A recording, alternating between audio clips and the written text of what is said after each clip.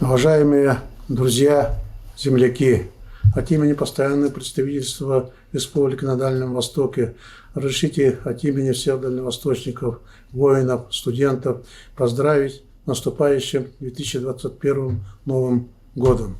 2020 год преподнес для нас много испытаний в связи с эпидемией ковида, которая по всему миру и проходит и сегодняшний день.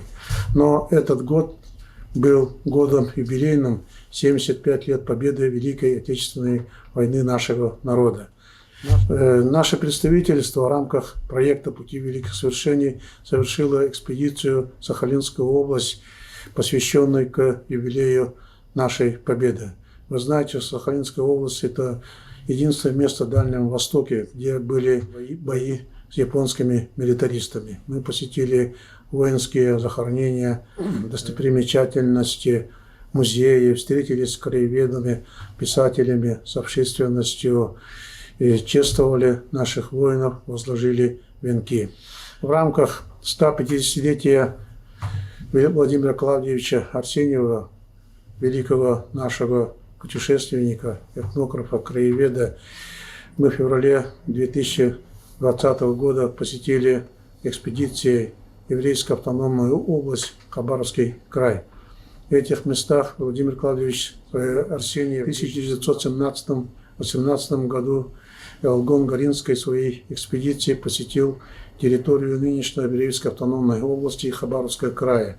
Эта экспедиция примечательна тем, что во время экспедиции он много общался с якутским населением на берегах Амура. Он жил среди них, он описал быт, слова, узоры, предметы. И многие из этих экспонатов хранятся в музее имени Градекова в городе Хабаровске. Мы встретились с общественностью, с населением, со школьниками, уставили памятные таблички, где экспедиция Владимира Клавдиевича Арсеньева, встретились с людьми, которые никогда не были в Якутии, но прекрасно говорят на якутском языке и не забывают свои традиции.